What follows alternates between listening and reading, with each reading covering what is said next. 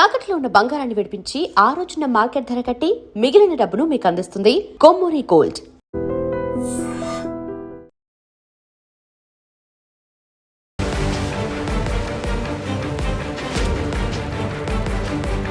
నమస్కారం, welcome to IT media. నేను మీ సంగీత. ఒక వ్యక్తి పాకిస్తాన్లో పుట్టాడు. హైదరాబాద్లో ఒక 31 సంవత్సరాల నుంచి ఇక్కడే అతను ఉండడం అనేది జరుగుతూ వస్తుంది.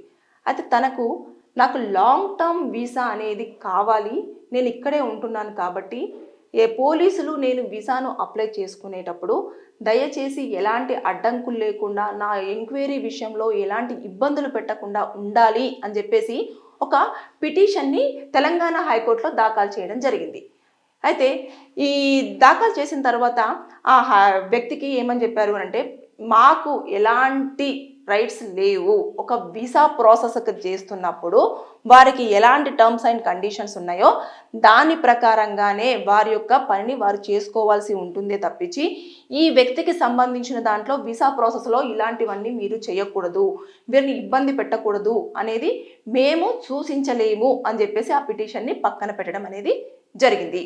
అయితే ఇలా ఎందుకు చెప్తున్నాను అంటే, ఇది ఎందుకు నేను ఈ వీడియోలో చెప్పాల్సి వస్తుందంటే, చాలామంది ఇప్పుడు ఒకవేళ కనుక తెలంగాణ హైకోర్టు దాన్ని సమర్థిస్తూ ఇక మీరు ఎంక్వైరీ అనేది ఏదో నామకే వాస్తే చెయ్యండి, అసలు ఆ వ్యక్తి గురించి మీరు పట్టించుకోవద్దు, లాంగ్ టర్మ్ వీసానే కదా ఇచ్చేసేయండి అని చెప్పేసి అంటే, ఇంకా ప్రతి ఒక్కరు కూడా ఏదైతే వచ్చిందో దాని ప్రకారంగా బేస్ చేసేసుకొని నేను కంపల్సరీగా నేను ఇక్కడ భారతీయున్నే, నేను ఇండియన్నే కాబట్టి నాకు ఇక్కడ ఎలాంటి అడ్డంకులు లేవు, నేను ఏదైనా చేయగలను అని చెప్పేసి అన్న మైండ్ సెట్కి అనేది రావడం జరుగుతుంది. దాంతోపాటు ఇక్కడ ఈ వ్యక్తి ఆల్రెడీ ఎక్కడ పుట్టాడు, అక్కడే పుట్టాడు కదా, పాకిస్తాన్లో పుట్టాడు. అక్కడ అతను విదేశీ వ్యక్తి కిందనే మనం కన్సిడర్ చేయబడుతుంది. ఆ వీసా అనేది ఎప్పటికప్పుడు అతను రెన్యువల్ చేయించేసుకుంటూ అతను ఎన్ని సంవత్సరాలు అయితే ఉండాలనుకుంటున్నాడో అన్ని సంవత్సరాలు ఉండడానికి మనకి ఇక్కడ ఛాన్స్ ఉంది.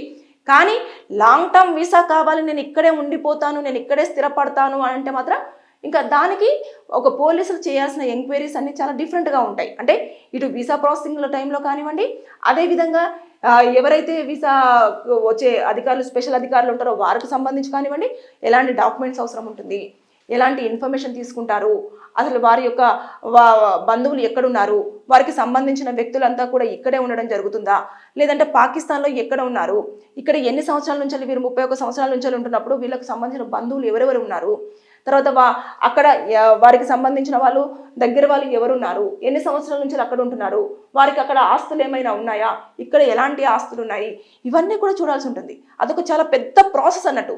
దానికోసం అని చెప్పేసి అతను చాలా ఈజీగా పోలీసులు నన్ను అడ్డుపడొద్దు, నాకు ఎలాంటి ఇబ్బంది పెట్టొద్దు, నన్ను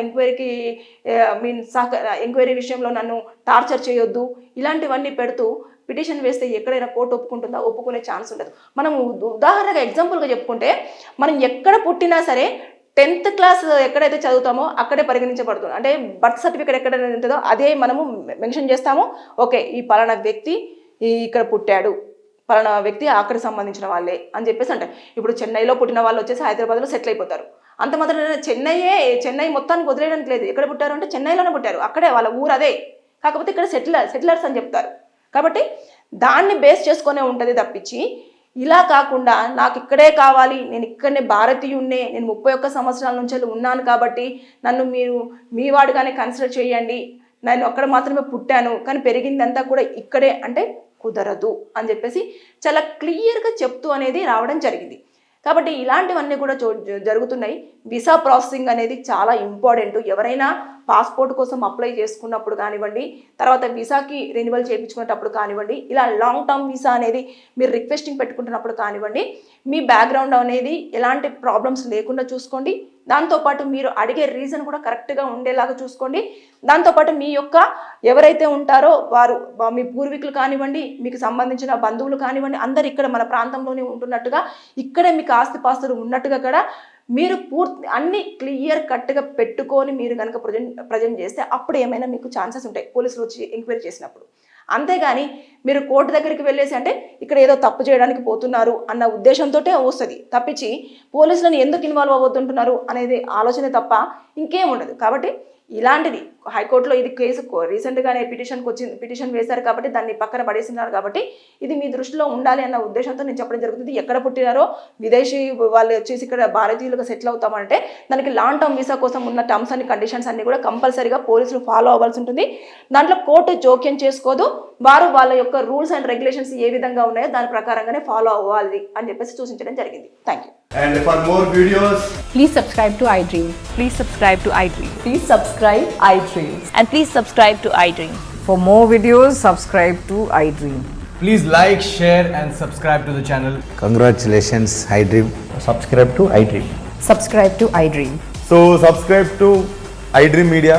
iDream की iDream team अंदर की huge congratulations. Please subscribe iDream Media. Please subscribe to iDream. Subscribe iDream. Please subscribe to iDream. iDream అంటే నా కళల ఛానల్ను సబ్స్క్రైబ్ చేసుకున్న నోరు తిరుగుతలేదు, మీరైతే గంట గుర్తు కొట్టండి. For more such videos, please subscribe to iDream. Subscribe to iDream. Please subscribe to iDream. Please subscribe iDream Media. Please do subscribe to iDream. Please subscribe to iDream Media. For best entertainment and information, please subscribe iDream. And don't forget to subscribe to iDream.